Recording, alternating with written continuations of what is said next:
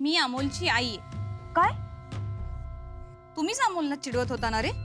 परत जर तुम्ही अमोलला चिडवलं ना तर डायरेक्ट तुमच्या घरी येईल आणि तुमच्या पालकांकडे तुमची तक्रार करेल। जावा आता।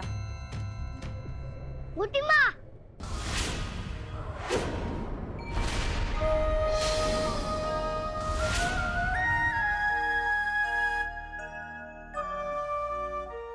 मोठी माँ तू हे सगळं का केलंस?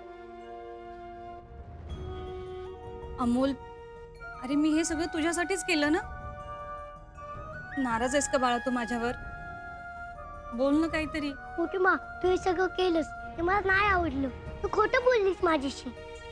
अमोल अरे मला कुणीच त्या मुलांशी काही बोलायला नको होतं। मी सगळं समजवलं होतं त्यांना। अमोल पण मी तुझी मोठी माय आहे ना, मग तुला कोणी काय बोललं तर मी काहीच करायचं नाही का? ऐकून घ्यायचं? मोठी माँ अगं स्कूल आहे माझं, तर कुणी मला चिडवलं ते माझे फ्रेंड आहेत ना। आणि त्यांनी तुला परत चिडवलं असतं तर? नाही मोठी माँ, त्यांना त्यांची चूक कळली होती। त्यांनी कधीच मला चिडवलं नसतं। अमोल हे बघ बाळा, तू म्हणतोस ते सगळं कळतंय मला, पण मुलांना मोठ्यांचा धाक असायलाच हवा। आता माझ्या भीतीने ती मुलं काय, इतर कुठलीही मुलं तुला चिडवणार नाहीत आता। मोठी माँ मला गरज असेल तर मी सांगेन ना तुला। तू न सांगता असं का वागतेस?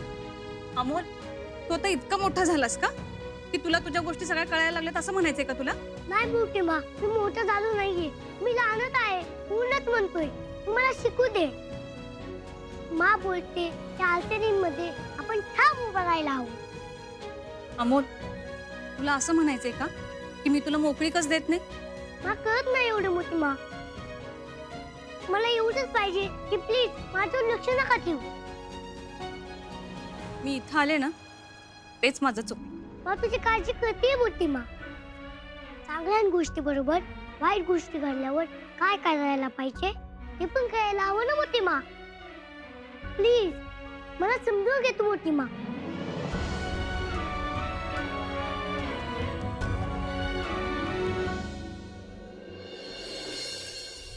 काय रे बाळांनो, काय नाव तुमची? या कामाला तुम्हाला कोणी लावलं? अरे वय काय तुमची? जय मॅडम।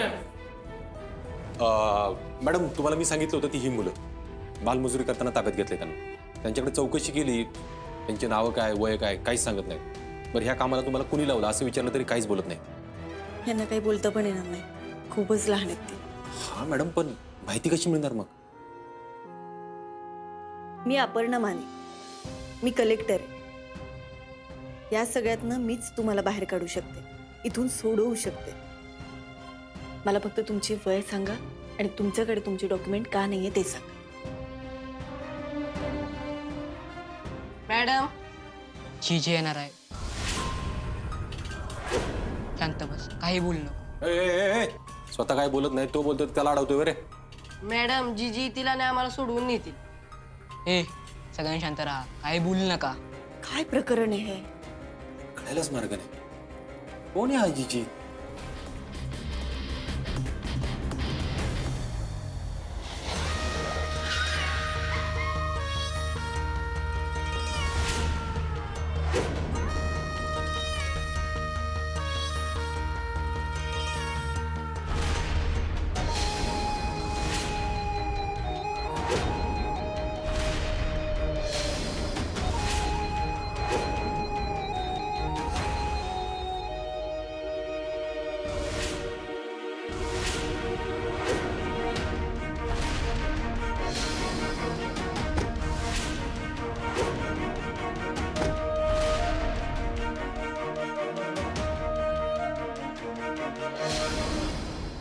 कोण आलंय? चिंचुके कोरोना बाजूला उभं कर। हो साहेब। चल आम्ही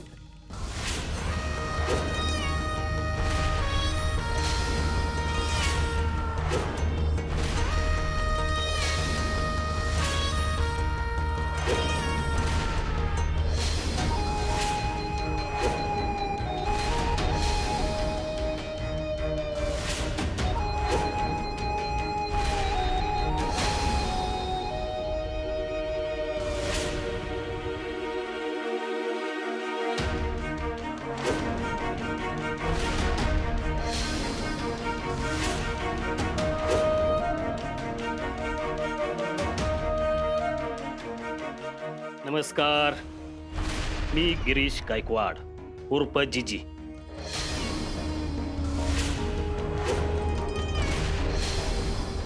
नेते म्हणतात लोक आपल्याला. तुम्ही जीजी म्हणलं तरी चालेल. बाकी नाव ऐकलंच असेल तुम्ही. आज पहिल्यांदाच ऐकलं. ते एवढ्या वेळा ऐकले की नको नको झाले. म्हणणं काय? तुम्हा खाकीवाल्यांचं ही वारी आहे बरं का. एकदम मुद्द्याचं लागतं तुम्हाला. सोडा पोरांना, आपलीच पोर आहेत. जमणार नाही. पुढं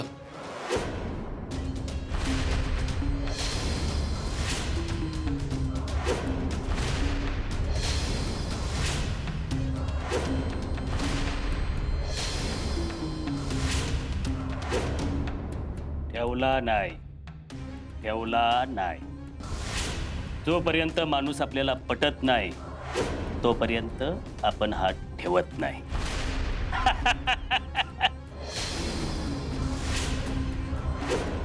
मुळात या पोरांना इथं पकडून का आणलं? पुरं अल्पवयीन आहेत. ज्यावेळी पकडलं त्यावेळी मजुरी करत होती. आता तुम्ही एवढे मोठे नेते, तुम्हाला माहित असेलच की बालमजुरी हा कायद्याने गुन्हा आहे. गुन्हा आहे. गुन्हा. उठा आता.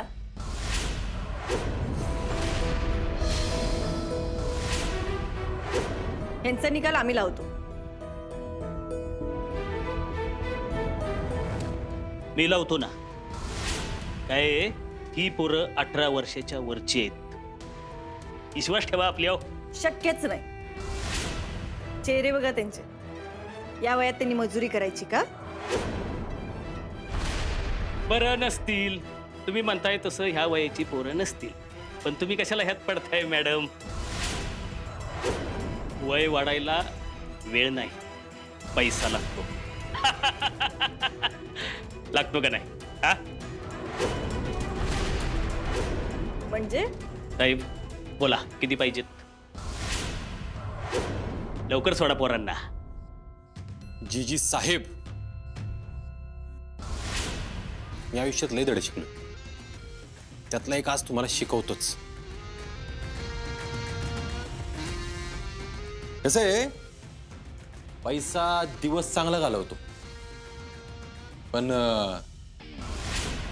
रात्रीची झोप चांगली येण्यासाठी ना रक्तात इमानच पाहिजे.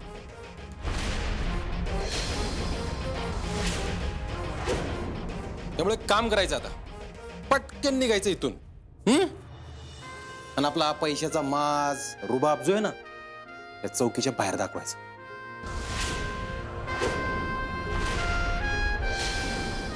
ही पोरं चौकशीच्या फेऱ्यात अडकल्यात, समजून घ्यायचं. बरोबर. आता यांची आयडेंटिटी आणली नाही तर या मुलांवर कारवाई होणार. आणि फक्त या मुलांवर नाही तर ज्या माणसाने यांना हे सगळं करायला भाग पाडलंय ना, त्यावरही कारवाई होणार. हे लक्षात असू द्या. धमकी. धमकी म्हणायची का मॅडम ही? उघड उघड लाच देणाऱ्याला धमकी नाही तर अटक केली पाहिजे. पण ठीक आहे, आत्तापुरतं खरंच एवढं ठीक आहे. पण एक लक्षात असू द्यात, ही मुलं इथून लाच देऊन नाही तर कायद्याच्या नियमानुसारच सुटतील. कसं आहे ना मॅडम,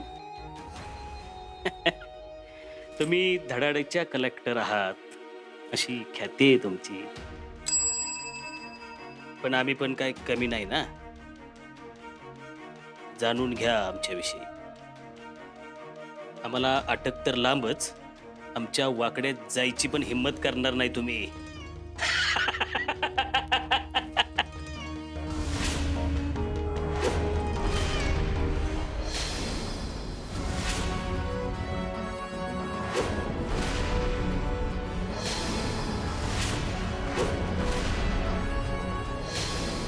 चला.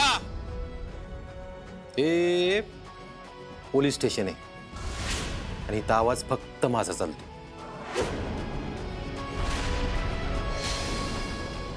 निघा.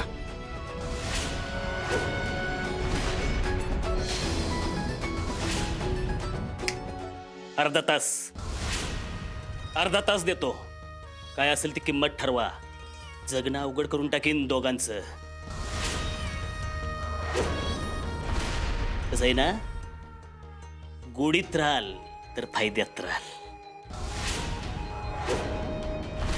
येतंय ना लक्षात? मराठी चांगलं बोलता की तुम्ही. थांबून थांबून मराठी कळत पण असेल ना. काय म्हणलं मी आत्ता?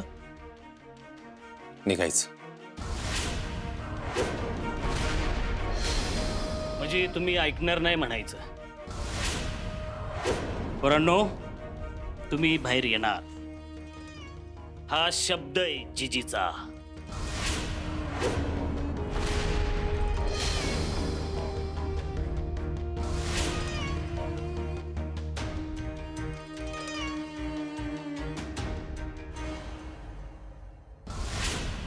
एवढा रुबाब झाडत होता कोणा? गिरीश गायकवाड पॉलिटिशियन आहे. दाखवायला कन्स्ट्रक्शनचा बिझनेस आहे त्याचा. पण एवढा पैसा कुठून आणि कसा येतो त्याची माहिती कुणालाच नाही. म्हणजे सगळंच बेकायदेशीर. नाही मॅडम, तसं म्हणता येणार नाही आपल्याला. कारण त्याच्या विरोधात आपल्याकडे तसा एकही पुरावा नाही. हा, पण बोलत असा होता जणू काय सगळ्याच गोष्टी त्याच्या हातात आहेत. कारण सर, पैसा आणि लोकांचं प्रेम या दोन्ही गोष्टी आहेत त्याच्याकडे. त्यामुळे तो कोणाचं नाही ऐकून घेत नाही. साहेब, अहो लई डेंजर माणूस दिसतोय. सगळ्यात डेंजर कायदा असतो चिंचुके, विसरू नकोस. हे सगळं खरं आहे सर, पण हा माणूस अतिशय हुशार आहे. कारण त्याने त्याचे सगळे बिझनेस अतिशय पद्धतशीररित्या बसवलेले आहेत. त्यामुळे तो आपलं काही ऐकेल असं मला वाटत नाही. मग आता ऐकून घ्यायला शिक म्हणा. गैरमार्गाने जर का गोष्टी करत असेल ना, तर त्याला ऐकून घ्यावं लागेल. आपण ना मॅडम, त्याच्याशी वैर घेणं आपल्याला परवडायचं नाही. आर्या, या सगळ्या गोष्टींचा विचार आपण नको करायला. आणि त्याच्याशी वैर कोणाला घ्यायचं? हा, पण एक मात्र नक्की, आता ह्या मुलांना मी परत त्याच्याकडे काम करायला सोडणार नाही. साहेब, आपण समजून घेऊन काहीतरी मार्ग काढूया का? समजून घ्यायचं म्हणजे काय करायचं चिंचुके? 4 पैसे घ्यायचे आणि तोंड बंद ठेवायचं. ह्या जन्मात तरी त्या परत मार्गाला लागणार नाही. अर्जुन सर, आपण कायद्याच्या रक्षणासाठी आर्या. असं उठ सूट जर कोण कायदा मोडत असेल ना, तर असे 10 गिरीश गायकवाड एकटा मोडून काढीन मी.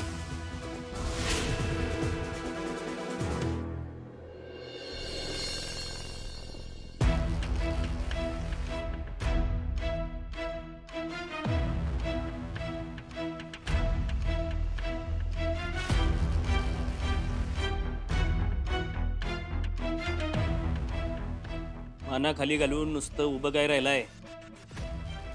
त्या इन्स्पेक्टरनं आपली पोरं सोडली का बघा. जा. नाही जीजी, पोरं अजून आतच आहेत. म्हणजे त्यांना गोडीची भाषा कळत नाही वाटतं. त्यांना कुठलीच भाषा कळत नाही जीजी. त्यांना फक्त कायद्याची भाषा कळते. म्हणजे होय, ते इन्स्पेक्टर अर्जुन कदम आणि कलेक्टर अपर्णा माने दोघं पण नवरा बायको आहेत जीजी. काय? आणि दोघं पण तेवढेच ताट आणि स्वाभिमानी आहे. त्यामुळे आपण कितीही पैसे वतले तरी ते आपलं ऐकणार नाही. ऐकावं लागल, ऐकावं लागल. आपल्या शब्दाला मान आहे तरच आपली ताकद आहे. ते ऐकत नसतील तर त्यांना पाहिजे ती द्या, आपण आपल्या ऐकण्यात घ्या. मी तेच सांगतोय जीजी. त्या दोघांनी इकडं आल्यापासून आपले सगळे 2 नंबरचे धंदे बंद करायचे धरले. आपल्यालाच नाही, सगळ्यांनाच ताप दिलाय त्यांनी. कुणाच्या बापाला पण ऐकत नाहीत ते. बघूयात की त्यांच्या इमानदारीची नाटकं किती चालतायत. बघूया. काय पैशानं ऐकत नसतील तर इतर पण मार्ग आहेत आपल्याकडे.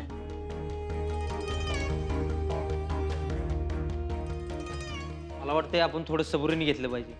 सबुरीनं त्यांनी घेतलं पाहिजे. सबुरीनं मी गेला काय गल्लीतला गुंड वाटलो का त्यांना? तसं नाही जीजी, पण मला नाही वाटत की ते लगेच आपल्या बाटलीत उतरतील. नाही की कळू दे. चांगला चान्स दिला होता त्यांना, कळलं नाही त्यांना. एक काम करा, बुडीत राहाल तर फायद्यात राहाल हा मेसेज पोचवा त्यांना. हो जीजी.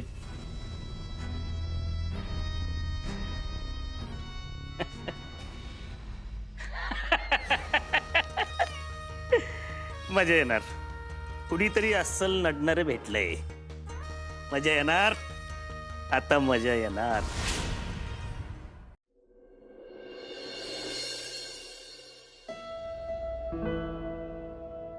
अमोल, हे घे काढा बाळा. मोठी मा मला नकोय काढा. मी ते एक काय अमोल, तू नाराज आहेस का माझ्यावर बाळा? असं काय विचारते रुपाली? काही झालंय का? नाही हो आजोबा, मी अभ्यासामध्ये आहे ना, म्हणून मोठी माताच वाचत असेल. मग तू नाराज नाहीयेस ना माझ्यावर? हे घे. अमोल, ए बाळा, ठीक आहेस ना? हो मी एकदम ओके. तुझं काय चाललंय? काय अमोलराव, शाळा काय म्हणती? एकच नंबर बाबा. अप्प्या, अर्जुन आज उशीर झाला यायला. आओ बापू, जरा कामाचा लोड वाढलाय. आणि एक राजकारणी हे बिल्डर आहे. त्यांनी त्याच्या इथे लहान पोरांना कामाला ठेवलं होतं, म्हणजे कमी वयाच्या बालमजूर. त्यांना ताब्यात घेतला असं. काय? हो बाबा, शिकायच्या वयात ते मुलं काम करत होते. मला एवढं वाईट वाटलं ना. आज एका ठिकाणी ऍक्शन घेतली. शहरातल्या अजून बऱ्याच ठिकाणची टीप मिळाली. सगळ्यांवर कारवाई होणार. क्या बात आहे बाबा, असंच काम करता तुम्ही. असंच काम करणार आणि वाईट काम करणाऱ्यांना धडा शिकवणार. Proud of you, मा बाबा. विदय दाजाओ शाळेत ना आल्यापासून शांत होता. तुम्हा दोघांना बघून एवढा खुश झालाय काय बोलायला नको. हो, काय रे अमोल, काय म्हणतोय मामा? हो मा, मी तुमचीच वाट बघत होतो. आता मी तुमच्यासोबत वरती येतो. चला. चला चला जाऊ काय.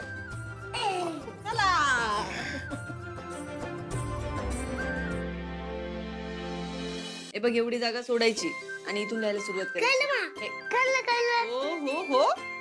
अमोल, आज अभ्यासाचं जरा जास्तच टेन्शन घेतलंयस का तू? मा, आमच्या शाळेमध्ये निबंध लिहायला सांगितलंय. एक मिनिट, मी आता निबंध ऐकले या तोंडातून, बरोबर आहे का? हो. अरे तुझा जीव केवढा, गोट्या खेळायचं वय तुझं, निबंध काय लिहिते? एक मिनिट. मग आता काय त्यांनी 1 ते 100 आकडे लिहायचे? बाप रे अर्जुन, मला टेन्शन येतंय रे. मी नसते त्याचा अभ्यास कोणी घेतला असता? मला काय ढबी समजले काय तू? घ्या, तुम्ही माझी मजा घ्या. आज निबंध मी लिहून देणार. अमोल, विषय सांग फक्त. चल. सांग बाळा, सांग. बाबा, आईंचं म्हणजे काय रे?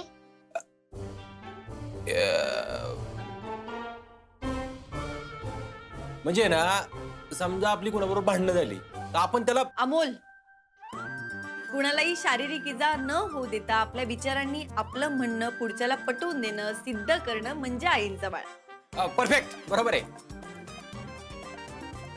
मा, आमच्या शाळेमध्ये महात्मा गांधींची पद्धत सांगितली. मग टीचर बोलल्या आईंचा या विषयावर निबंध लिहा. अरे सोपं आहे मग बाळा.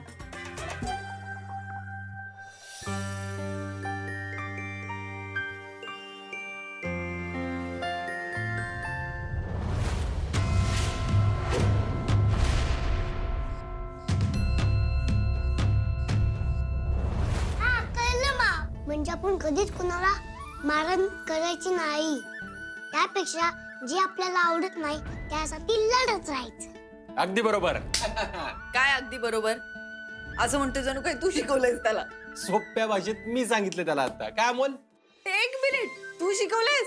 मी अमोल, तू सांग कोणी शिकवलंय? अमोल बाळा, कुणी सांगितलं? सांग तू. सांग. सांग तुझ्या मला सांग. सांग. अगं माझे सोनं ग ते.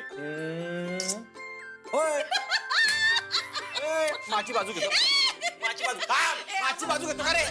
अर्जुन, आपल्याला कोणाला काय करायचं नाही, फक्त घाबरवायचं आहे. चला सुरू करा.